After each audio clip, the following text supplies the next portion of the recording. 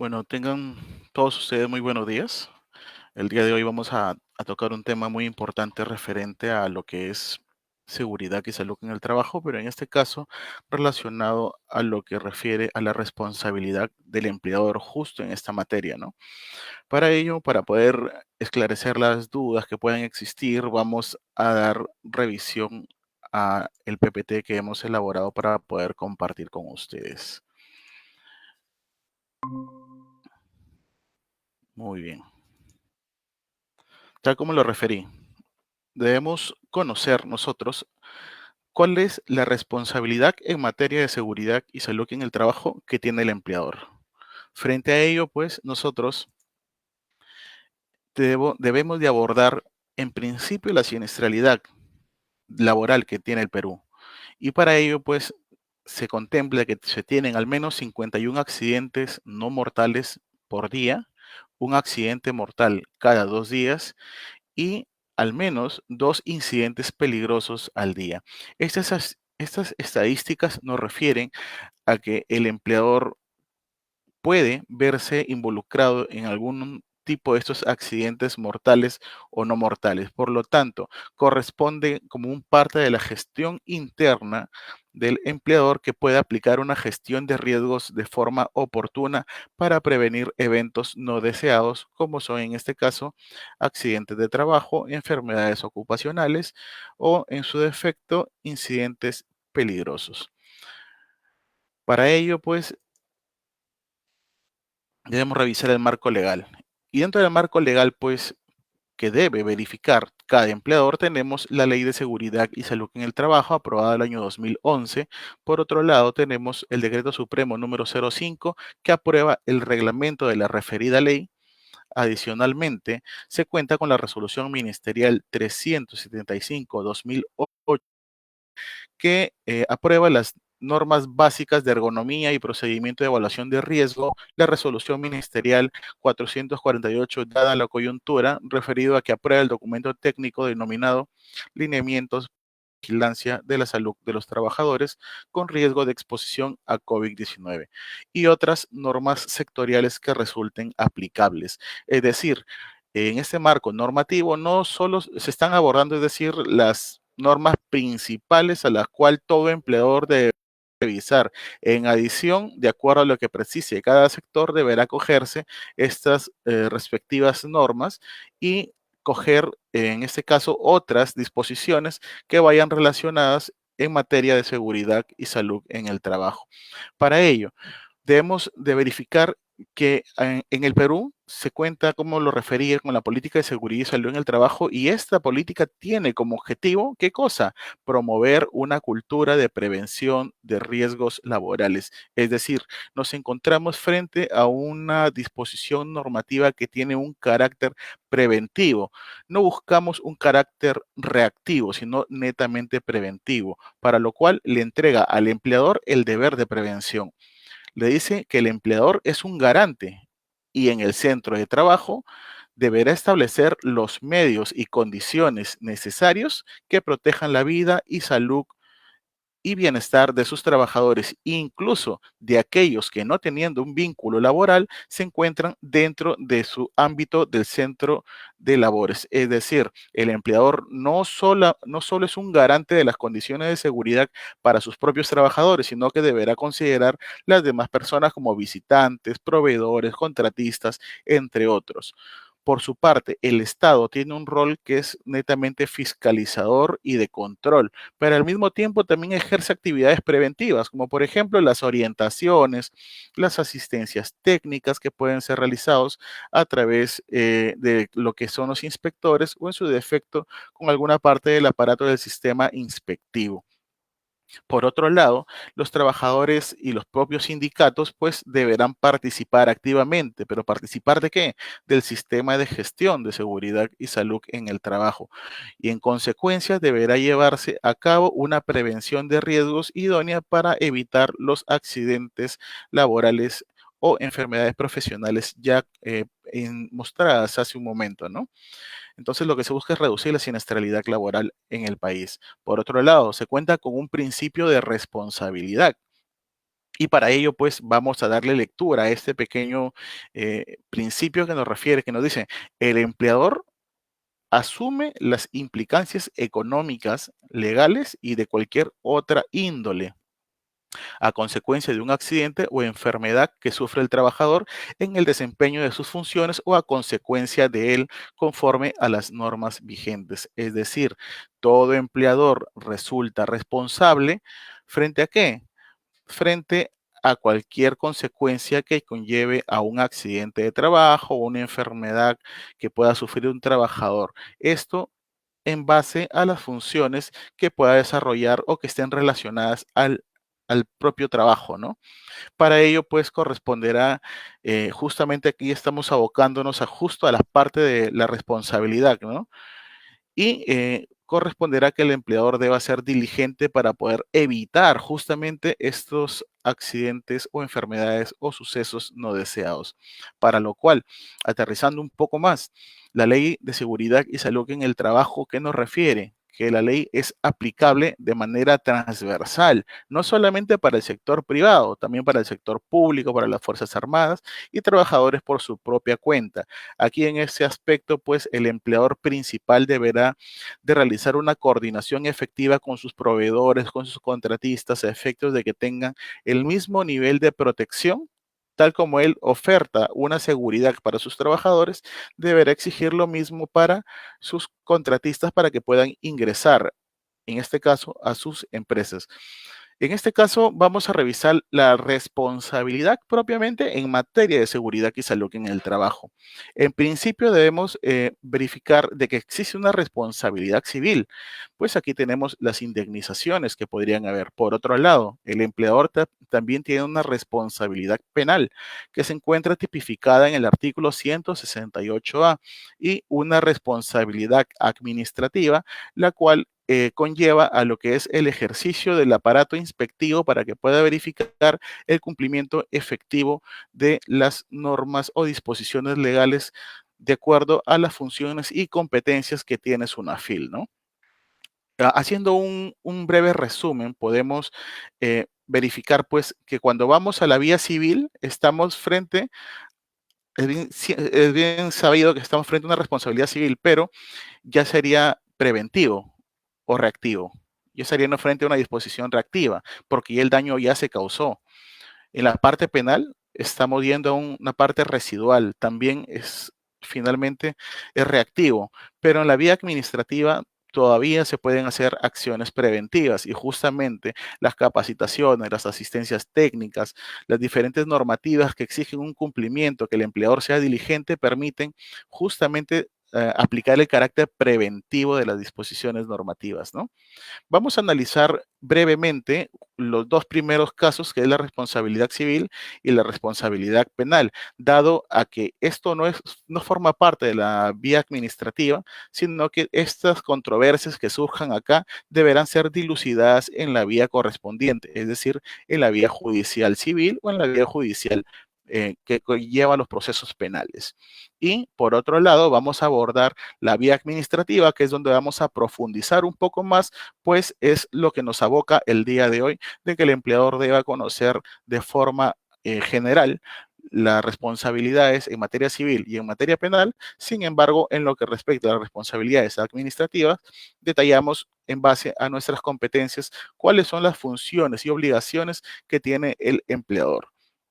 Muy bien, respecto a la responsabilidad civil, existe un sexto pleno jurisdiccional supremo en materia, materia laboral y previsional, donde analiza el artículo 43 de la Ley de Seguridad y Salud en el Trabajo y donde se llegó al consenso por unanimidad, una aprobación, donde se refiere que el empleador, bajo el principio que hemos citado, el principio de prevención, dice el empleador como garante de la seguridad y salud en el centro laboral, siempre será responsable por cualquier evento dañoso para la vida o la salud del trabajador.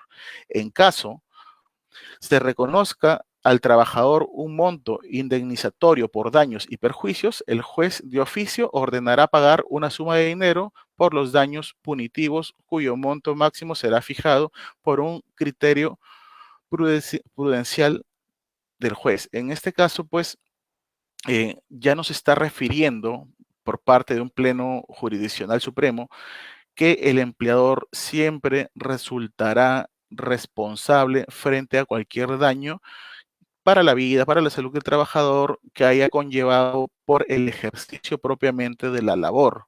Ahora, ello, como le refería, deberá ser dilucidado bajo el juez especializado en esta materia, ¿no? Por otro lado, tenemos la responsabilidad penal y existen dos tipos, ¿no? El modo simple y un modo agravado. Por el modo simple, parte del artículo 168A, que fue modificado el año pasado, me parece que en el mes de diciembre, nos refiere en ese contexto, ¿no? Dice que es toda persona, el que deliberadamente infringiendo las normas de seguridad y salud en el trabajo y estando legalmente obligado, en este caso estamos hablando, por ejemplo, un supuesto es el empleador, ¿no? Que ponga en peligro inminente la vida, salud o integridad física de sus trabajadores de forma grave, será reprimido con una pena preventiva de la libertad no menor de 1 ni mayor de 4 años. Es decir, nos encontramos frente a un delito de peligro. A pesar de no haberse puesto, a pesar de no haber una muerte, ya se puso en peligro el bien jurídico protegido, que en este caso es la vida. Y por tanto, por una valoración del juez, corresponderá que éste deba sancionar de acuerdo a esos criterios. Ahora, no solamente el juez va a basarse en la literalidad de este artículo, sino que deberá ubicar bajo las normas correspondientes, como en el caso de la Ley de Seguridad y Salud en el Trabajo, su reglamento y demás disposiciones específicas para poder conllevar a la sanción que corresponda para quienes resulten responsables. Por otro lado, dentro de la misma responsabilidad penal tenemos el modo agravado del delito. ¿Qué nos refiere? Dice, sí, como consecuencia de la inobservancia deliberada de las normas de seguridad y salud en el trabajo, se causa la muerte del trabajador o terceros, o le produce lesión grave, y el agente pudo prever este resultado, la pena privativa de la libertad será no menor de 4 ni mayor de 8 años en caso de muerte y no menor de 3 años ni mayor de 6 años en caso de una lesión grave. Es decir, en este caso le dice, oye, si frente a una inobservancia tú sabías que podía ocurrir algo, generas la muerte o una lesión grave a un trabajador o a un tercero, ¿qué puede ocurrir? Vas a tener una sanción que va a ser no menor de 4 ni mayor de 8 años de pena privativa. Por lo tanto, eso también deberás, en este caso estamos hablando de un delito de resultado, ya se produjo en este caso la lesión. En este caso, quien también deberá pronunciarse o dilucidar la controversia será, en este caso, el juez competente, no siendo una función del aparato administrativo, es decir, SUNAFIL no puede pronunciarse tanto por la parte civil ni tampoco por la parte penal. Esto corresponde ser dilucidado en el área correspondiente. Sin embargo, por parte de la responsabilidad administrativa que tiene el empleador, sí podemos hablarlo respecto a SUNAFIL en el marco de sus funciones, en el marco de sus competencias. En principio, saber que SUNAFIL es un órgano o un organismo técnico especializado, adscrito al Ministerio de Trabajo, y es responsable de qué? De promover, supervisar y fiscalizar el cumplimiento del ordenamiento jurídico sociolaboral y en materia de seguridad y salud en el trabajo. Para ello, brindará asesoría técnica, realizará investigaciones para poder revisar el cumplimiento de las disposiciones normativas, proponer la emisión de normas sobre dichas materias. En este caso, SUNAFIL no es un órgano regulador o en este caso un órgano que se encargue de emitir disposiciones normativas propiamente, ¿no? Como decreto supremo, reglamento de leyes, ello es competencia del Ministerio de Trabajo sobre esta materia, ¿no? O de otros sectores según corresponda a la especialidad o la actividad a la cual se encuentra abocado. Para ello, si anteriormente teníamos un aparato inspectivo que era netamente presencial, en la actualidad pues ya se pueden ejercer funciones de forma virtual también. No solamente vamos a la parte presencial, sino que también se van a utilizar las TICs o las herramientas tecnológicas de la información y comunicación para poder solicitar al empleador que deba de cumplir con lo que refiere las disposiciones normativas. En este caso, por ejemplo, podría exigir a un empleador que nos acredite lo que son los registros de capacitaciones, los registros de entrega de equipos de protección, el cumplimiento de los exámenes médicos ocupacionales, el registro de los monitoreos de agentes físicos, químicos, biológicos, disergonómicos, entre demás disposiciones que estén relacionadas en materia de seguridad y salud en el trabajo, como por ejemplo lo que es las condiciones de seguridad. Por otro lado, SUNAFIL también se encuentra facultado, o los inspectores, mejor dicho, se encuentran facultados ¿para qué? Para interponer una medida cautelar, la medida cautelar referida al cierre de un área o un establecimiento.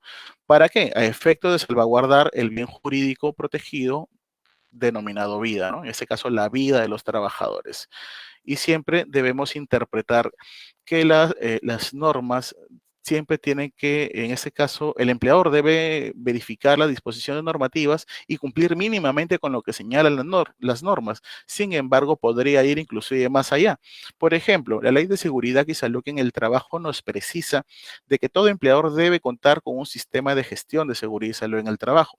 Sin embargo, precisa también de que deba cumplirse con lo mínimo que establece ella, pero por el lado del empleador podría acogerse de repente a un ISO 45001 o un ISO de calidad, un ISO 9001, un ISO 14 de ambiente, ¿no? Entonces, el empleador puede acogerse a cualquier sistema, incluso internacional, pero mínimamente deberá cumplir con lo que dispone las disposiciones normativas, valga la redundancia. Luego, para ello, para poder saber cuál es el proceso en el cual vamos a estar incluidos, pues vamos a ver cuál es el procedimiento inspectivo. ¿Cómo se originan, en este caso, las inspecciones? Puede ser, por un lado, por una denuncia, puede ser por solicitud de algún sector público, del sector público, podría ser por una decisión interna, por iniciativa de los inspectores, que posteriormente tendrá que justificarse, entre otras formas que tenemos a la parte izquierda. Una vez que se presente esta necesidad, se va a generar una orden de inspección y la orden de inspección puede ser concreta, determinando quién es a la persona a quien se va a fiscalizar propiamente o se va a orientar, y por otro lado tenemos una orden de inspección genérica, que es decir, coge el rubro, por ejemplo, rubro construcción, sector La Molina, entonces se dirige solo a La Molina a realizar visitas referidos a esta materia o esta actividad de construcción civil, y posteriormente se generará una orden concreta para que pueda ejercer la función propiamente según las materias que se hayan dispuesto. Ahora, estas materias podrán ser los registros obligatorios, el Comité de Seguridad y Salud en el Trabajo, exámenes médicos ocupacionales, entre otros que son materia de la investigación, en este caso por parte del inspector. Una vez que se genera esta orden y que contiene las materias, se asigna al mismo tiempo un inspector. A ese inspector se le entrega esta orden y el inspector en un plazo máximo de 10 días hábiles deberá actuar, es decir, realizar su primera actuación inspectiva sobre las materias indicadas y con el empleador o a la persona jurídica a quien se le ha designado persona natural. Para ello, una vez que tome su primera acción o su primera actuación inspectiva, comienzan a correr 30 días para poder cerrar sus inspecciones. Ante ellos, podrá hacer medidas inspectivas de requerimiento, advertencia, paralización de las actividades. Y la paralización sería cuando se ponga en riesgo la vida o la vida o la salud de los trabajadores, y este solicitará, en este caso a través de una comparecencia o comprobación de datos, solicitará en este caso el cumplimiento de las disposiciones normativas, ¿no? Y finalmente, este proceso concluirá de dos formas. Por un lado, podría concluir cuando el empleador ha sido diligente y ha cumplido con todas sus disposiciones normativas y acreditado la información al inspector actuante, terminará en un informe y no habrá una sanción. Sin embargo, si se ha evidenciado que se han infringido las normas, el inspector actuante, por otro lado, deberá verificarlo. Una vez que se constate, sancionará con un acta de infracción y eso llevará a otro proceso que podrá ser quizá expuesto por otra persona, por otro profesional, o quizá más adelante sea expuesto propiamente a que conlleva las sanciones. Ahora, muy bien, ahí terminó el procedimiento inspectivo, a lo que nos lleva. Ahora, vamos al artículo 25 del reglamento como obligación por parte del empleador, ¿no? ¿Qué nos dice? El artículo 25 del Decreto Supremo número 05, que hay un pequeño error de 05-2012 TR, nos precisa pues de que el empleador debe implementar el sistema de gestión de seguridad y salud en el trabajo. Es decir, todo empleador debe contar con un sistema de gestión de seguridad y salud en el trabajo que debe estar regulado mínimamente por lo que precisa la Ley de Seguridad y Salud en el Trabajo y su reglamento. ¿En función a qué vamos a elaborar este sistema de gestión? Al tipo de empresa u organización. ¿Qué tipo de empresa soy? ¿Una MIPE, régimen general? ¿Qué tipo de empresa soy? Luego, el nivel de exposición a los diferentes peligros y riesgos de los cuales están expuestos mis trabajadores. Además, la cantidad de trabajadores que estarían expuestos a los diversos factores de riesgo. Asimismo, se tiene que manejar bajo un concepto de mejora continua este sistema de gestión para que pueda ir mejorando constantemente. Número uno, ya sabemos que todo empleador tiene la responsabilidad de qué? O la obligación de contar e implementar con un sistema de gestión de seguridad y salud en el trabajo. Esa es la primera responsabilidad que tiene un empleador. Por otro lado, ese sistema de gestión deberá contar con cierta información. Entre ellos, tenemos que debe contar con la política y objetivos en materia de seguridad y salud en el trabajo. Debe contar con un reglamento interno de seguridad y salud en el trabajo, pero será obligatorio. ¿Cuándo? Cuando el empleador tiene de 20 a más trabajadores. En este supuesto, el empleador que tenga de 20 a más trabajadores, de todas maneras, debe contar con un reglamento interno de seguridad y salud en el trabajo. Por otro lado, todo empleador deberá contar con un IPER o un IPER-C, que es la identificación de peligros y evaluación de riesgos y determinación de controles. Para ello deberá realizarse en conjunto con los trabajadores, con el comité y por un profesional justo de la materia tenga la expertise para poder ejecutar este hiper. Luego se tiene un mapa de riesgo que justamente se puede evidenciar un ejemplo al lado derecho y tenemos la parte de planificación de la actividad preventiva que está referida a todos los planes y posteriormente tenemos un programa anual de seguridad y salud en el trabajo que aquí se encuentra, se puede decir, programado de forma calendarizada cada día cuándo se van a ocurrir o cuándo van a realizarse las diferentes actividades. Por otro lado, se tienen los registros en concordancia con el artículo 33 del Decreto Supremo número 05-2012-TR. En este caso tenemos 8 registros de forma general y existe un supuesto que pueden acogerse las microempresas y las pequeñas empresas, que es la resolución ministerial 085-2013-TR, siempre que no sean de alto riesgo. Por otro lado, el libro de actas debe contarse con un libro de actas del Comité de Seguridad y Salud en el Trabajo. Y por cierto, este libro de actas no existe la obligación expresa que deba ser fedateado, ya, que sea llevado a donde un notario para ser legalizado, entre otros. No está, pero el empleador facultativamente lo puede hacer. Adicionalmente, hay un libro de actas que es justo para el acto de elección del Comité de Seguridad y Salud en el Trabajo. En este segundo libro se va a poner todo el proceso del acto de elección del Comité de Seguridad y Salud en el Trabajo. ¿Qué otras responsabilidades tiene el empleador? Ya hemos visto que debe entregar, aparte de tener reglamento interno, debe entregar una copia a cada trabajador. Mínimamente deberá realizar 4 capacitaciones en el año. Ahora, de acuerdo al decreto legislativo 1499, precisa pues que las capacitaciones señaladas en el artículo 35 de la ley 29783 pueden darse de forma virtual o de forma física o presencial. Es decir, le está brindando la facilidad para que todo empleador pueda cumplir con esta responsabilidad de la forma que estime pertinente. Si es de forma presencial, guardando las distancias correspondientes y utilizando los equipos de protección necesarios. Asimismo, deberá adjuntar al contrato de trabajo la descripción de sus recomendaciones en materia de seguridad y salud en el trabajo para el puesto al cual el trabajador está llegando o va a iniciar a trabajar. Además, debe elaborar un mapa de riesgo y recientemente, de acuerdo a lo que precisa la resolución ministerial 448, pues debe elaborar e implementar el plan para la vigilancia, prevención y control del COVID-19 en el trabajo. Sin embargo, aquí existe una pequeña disyuntiva, ¿no? Sabemos de que todo empleador ahorita están dirigidos, están basándose solamente a qué?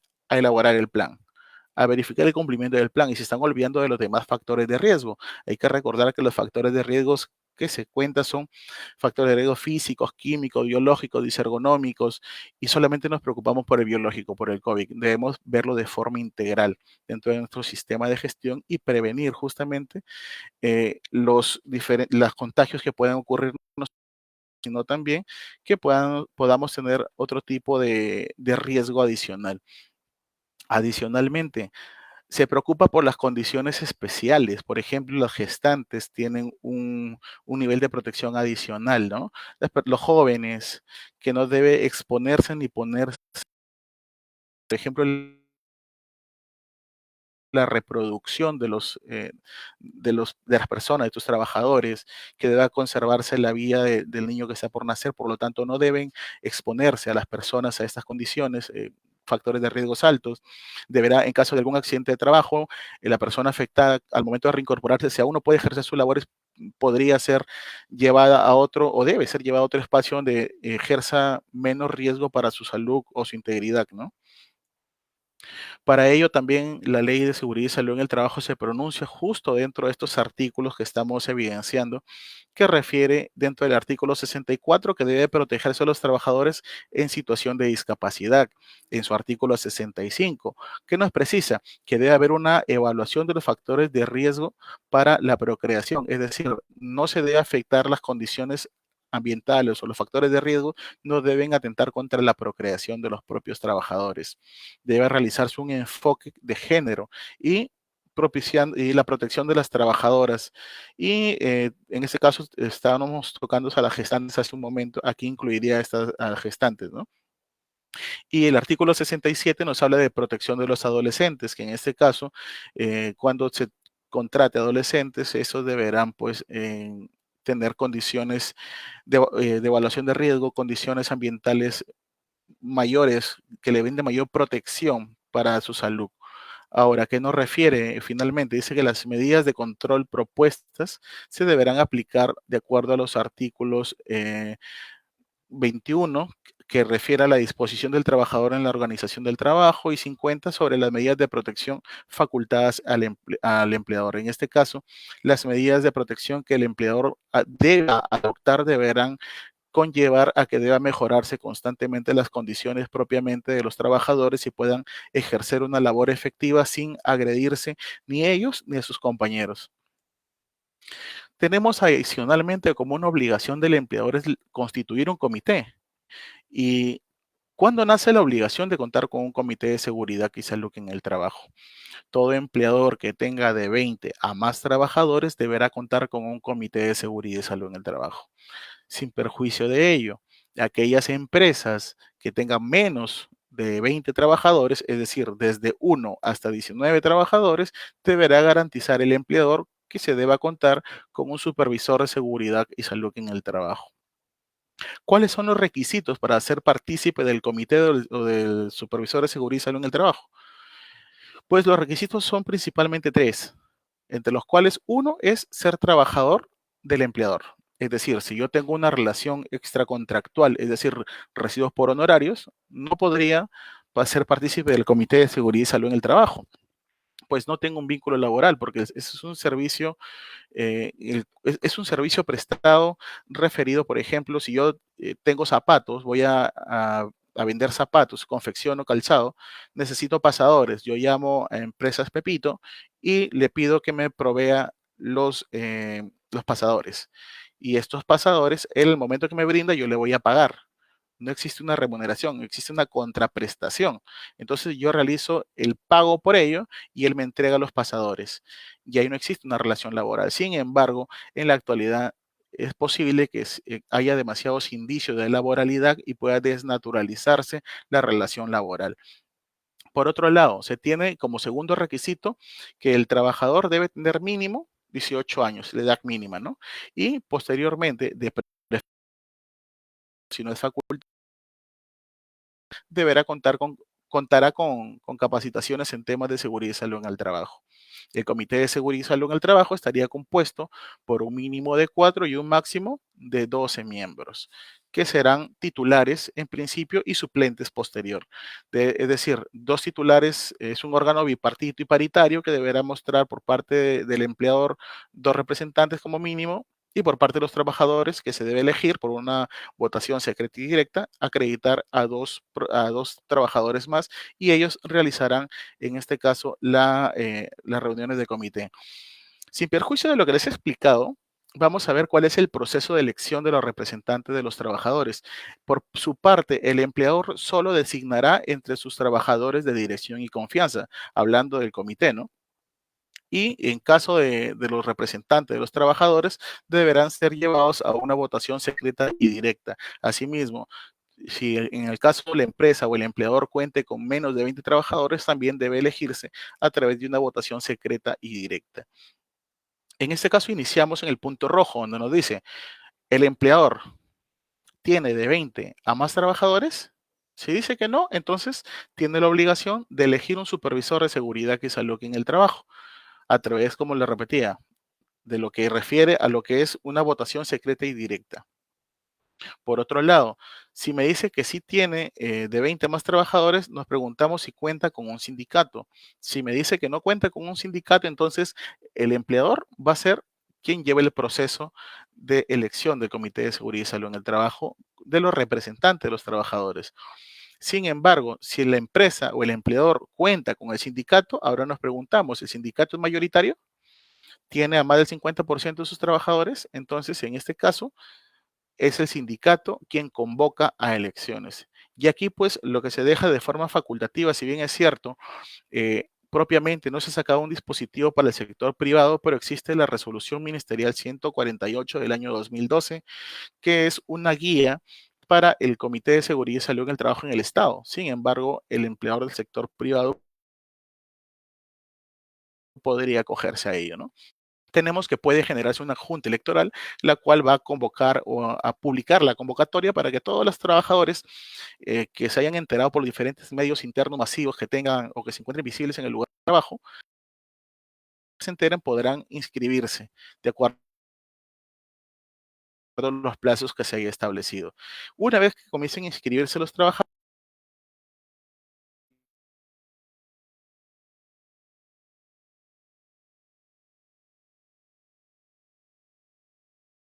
10 días hábiles después de concluir el proceso de elección del comité o del supervisor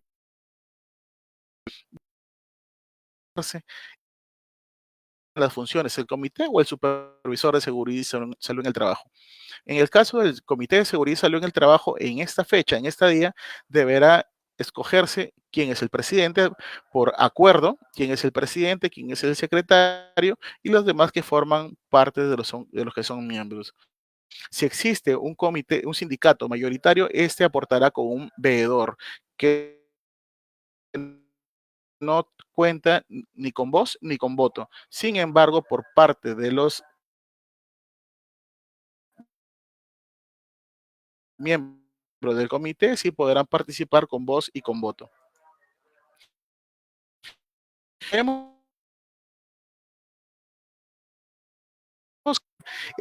las condiciones factibles de ambiente de trabajo, considerar a aquellos trabajadores que tienen algún tipo de discapacidad.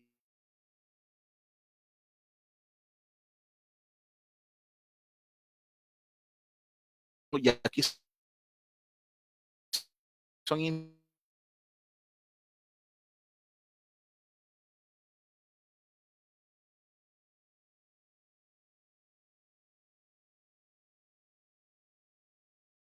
mientras concluya el estado de emergencia. También deberá considerarse pues la investigación de accidentes de trabajo, enfermedades profesionales y los datos estadísticos o los datos de la vigilancia de la salud colectiva de los trabajadores a efectos de que esto pueda reducir la posibilidad de un suceso no deseado. Este hiper deberá ser elaborado por un personal competente que deba ser actualizado al menos una vez al año y puesto en consulta con los trabajadores, miembros del comité o supervisor de seguridad y salud en el trabajo.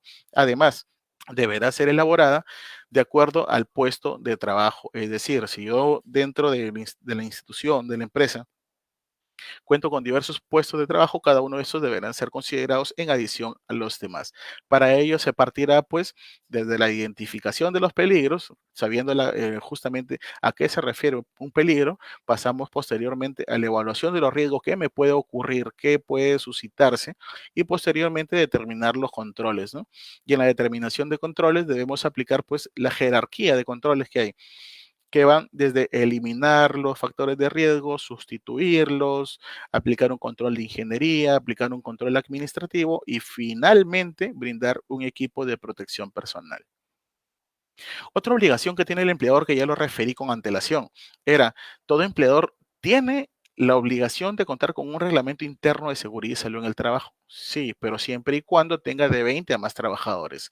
Si tiene menos de 20 trabajadores, no resulta obligatorio, sino facultativo, el cual este reglamento interno deberá tener la estructura que está señalada a su lado derecho, que tenga objetivos y alcances, la parte de liderazgo y compromisos de la política y seguridad, las atribuciones y obligaciones por parte del empleador y de los trabajadores, los estándares de seguridad y salud en las operaciones, y aquí es donde usualmente la mayoría de empleadores son sancionados, ¿no?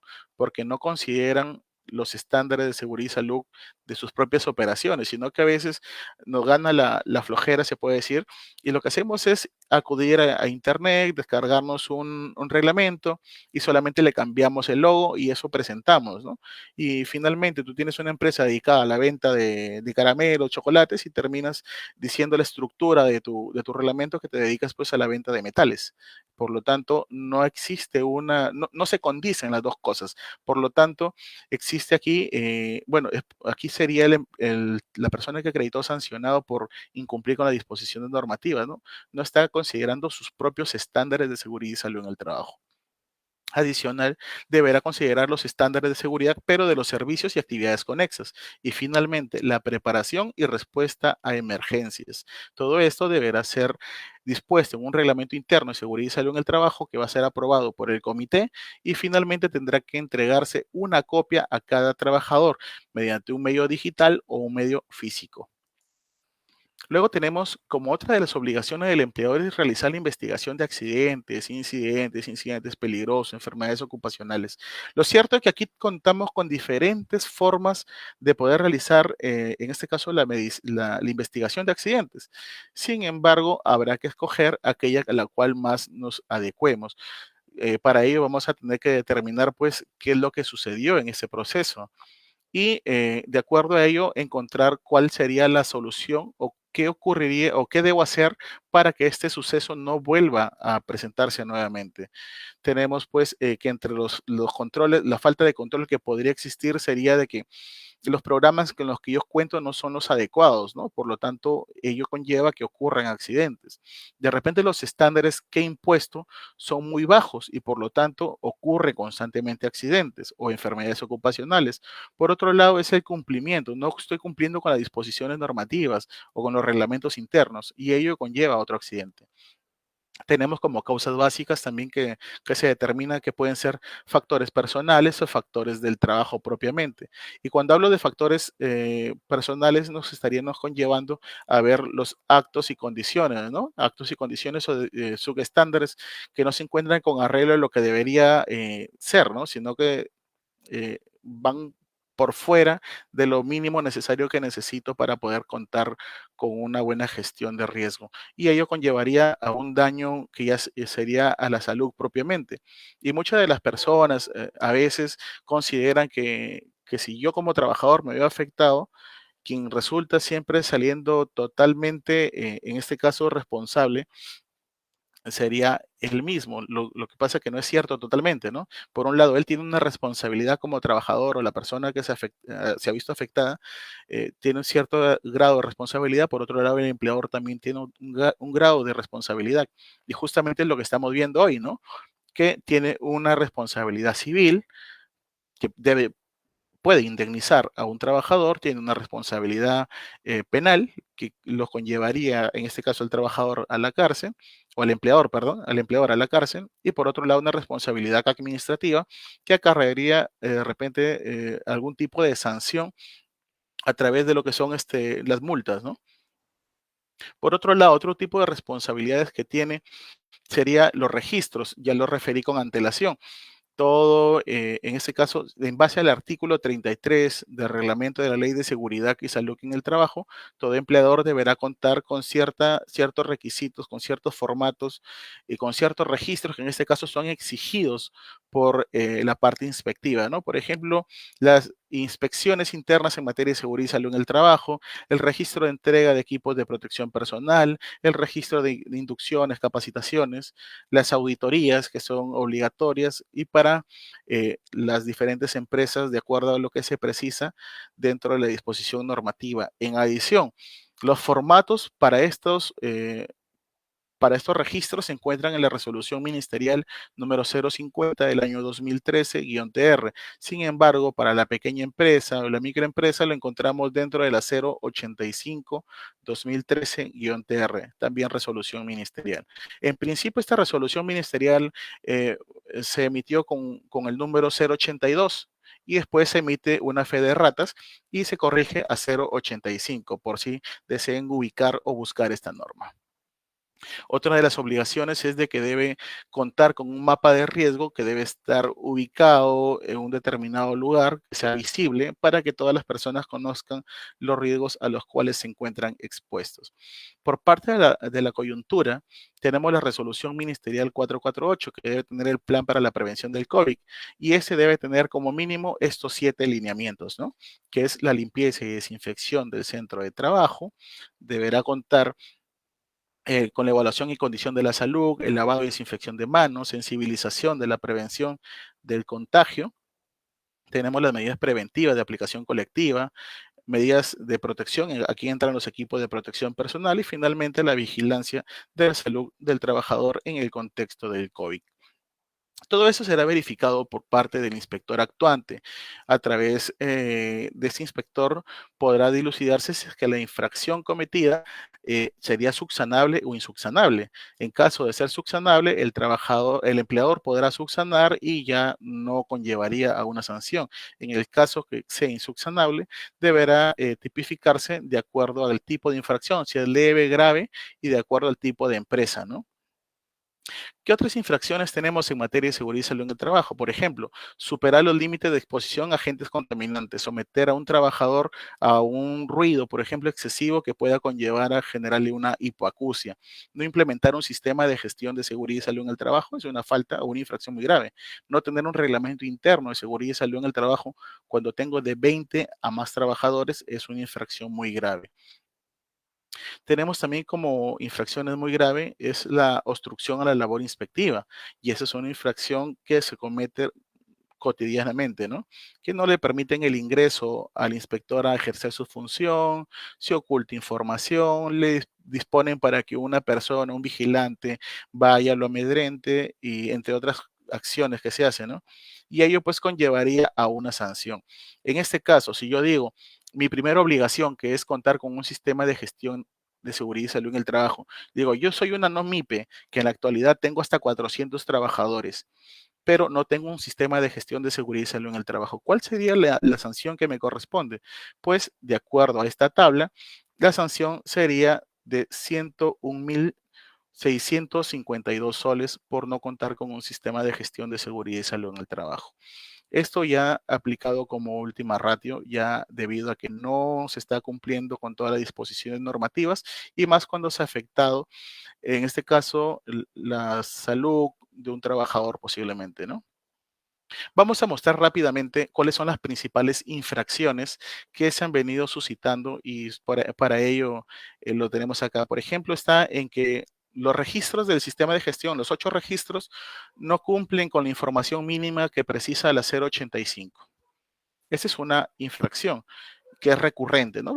Las que le voy a mostrar son recurrentes. El registro de accidente de trabajo.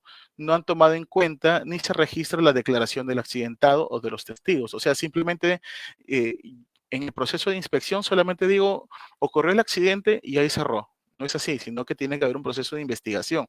O por otro lado, no se hace partícipe al Comité de Seguridad y Salud en el Trabajo del proceso de investigación. Esto es algo recurrente y que son sancionados y ustedes pueden ubicar las resoluciones de acuerdo a lo que se precisa y las sanciones que se pusieron en su debido momento, ¿no? Por otro lado, tenemos el Reglamento Interno de Seguridad y Salud en el Trabajo del que le hemos venido hablando constantemente. A veces el no incluir la estructura mínima señalada es una infracción. No hacerla aprobar por el Comité de Seguridad y Salud en el Trabajo también lo consideran una infracción. No hacer entrega del reglamento interno a los trabajadores y colocar los estándares de seguridad de la actividad entre ello, se hizo, constituyó diversas infracciones, ¿no? Por lo tanto, se sugiere de que su reglamento interno deba ser aprobado por el comité, que cuente con la estructura mínima que señala, en este caso el reglamento de la ley 29783. Por parte del comité, no brindar los 15 días hábiles para nominar a los candidatos lo constituyen como una infracción. Tener un libro de actas desactualizado, el no acreditar la convocatoria del sindicato mayoritario en caso existiera, o incluir, o en este caso no brindarle las capacitaciones adicionales que requiere el comité también es una infracción. Aquí hay que recordar que el artículo 35 de la ley 29783 precisa que todo trabajador debe recibir mínimo 4 capacitaciones al año, pero para el comité deben existir más capacitaciones de esas 4, porque tiene que ser para el ejercicio de su propia función, ¿no? Para el caso de personas con discapacidad, para madres gestantes, no incluir estándares de seguridad y salud ocupacional para ellos, no realizar un cambio o asignación de puesto que proteja de los factores de riesgo, de los peligros a los cuales son vulnerables propiamente por su condición, es considerado una infracción de tipo, es una infracción también, ¿no? Que es recurrente. Luego tenemos respecto a la capacitación, les estaba refiriendo.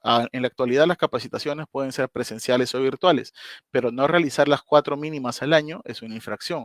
No realizarlas de acuerdo al puesto de trabajo, una capacitación específica es considerado infracción y por lo tanto eh, también es una de las principales que son sancionadas. Finalmente, quiero concluir ya para pasar a la ronda de preguntas que puedan haberse generado. Quiero precisar después de que todo empleador tiene la obligación de cumplir con estas disposiciones. Finalmente, es necesario pues que ustedes deban, como empleadores o como trabajadores, promover la prevención y la participación del sistema, la participación de los trabajadores dentro del sistema de gestión de seguridad y salud en el trabajo. Vamos a resolver unas consultas que han llegado. Dice Luis Palacio nos pregunta, la norma mencionada, la norma menciona que el empleador debe realizar 4 capacitaciones como mínimo. ¿Eso significa que cada trabajador debe asistir obligatorio como mínimo a esas 4 capacitaciones? En efecto, todo trabajador debe contar mínimamente con las 4 capacitaciones y el empleador debe contar con el registro de estas 4 capacitaciones de cada trabajador, mínimo al año.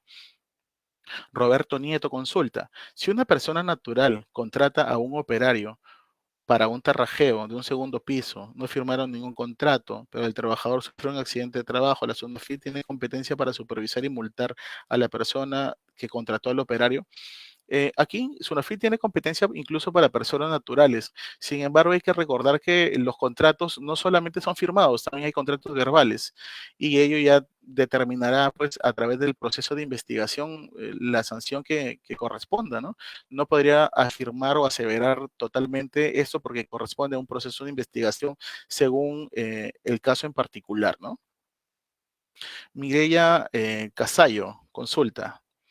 Toda información de riesgos, el plan de sistema de gestión, el COVID, debe ser pública y fácil de obtener, publicarlo en su web, aplicación, capacitaciones.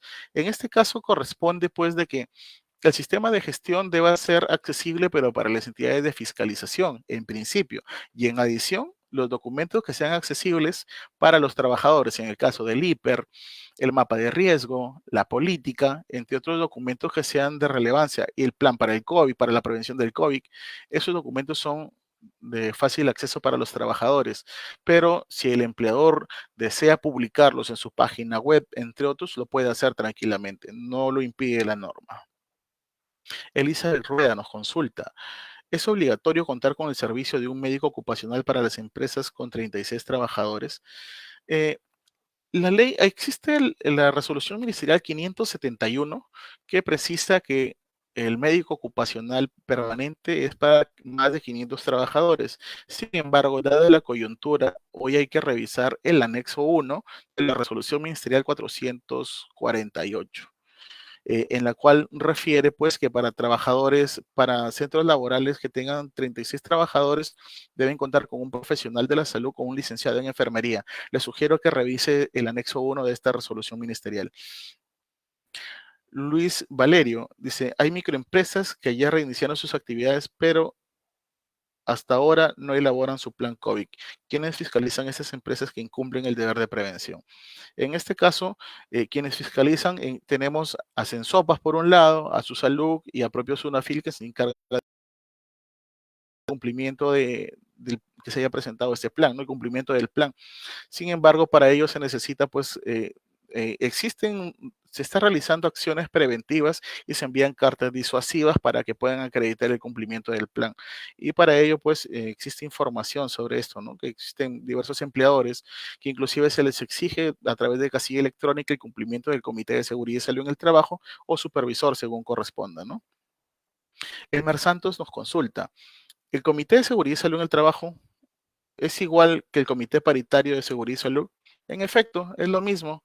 El Comité de Seguridad y Salud en el Trabajo se encuentra regulado por la Ley 29783 y su reglamento, aprobado por el Decreto Supremo número 05-2012-TR. Sin perjuicio de ello, debe observarse si es que el sector cuenta con alguna disposición en particular, ¿no? Como por ejemplo minería, obreros municipales, construcción civil, que tienen otras disposiciones que van por encima de lo que precisa la norma general.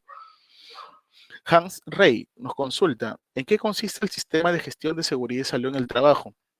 El sistema de gestión de seguridad y salud en el trabajo, tal como su mismo nombre lo dice, es un conjunto, un sistema, es un conjunto de acciones que nos permiten, pues, un conjunto de programas, de acciones que nos permiten mejorar, gestionar adecuadamente los riesgos que pueda tener un trabajador dentro de su centro de labores. Es decir, a través de la constitución de los diferentes documentos que precisa la ley 29783 y su reglamento, generan de que el empleador pueda cumplir con ello para poder prevenir los riesgos. El fin que persigue ese sistema de gestión es reducir la siniestralidad dentro de las propias labores. En eso consiste, ¿no? Julio César nos consulta. En una empresa con más de 300 trabajadores por turno, una planta se puede tener un solo supervisor de seguridad. ¿Dónde queda el subcomité y la salud o no es necesario? En principio, recordar que todo empleador que cuente con más de 20 más trabajadores debe contar con un comité. En principio, el empleador debe tener ya un comité.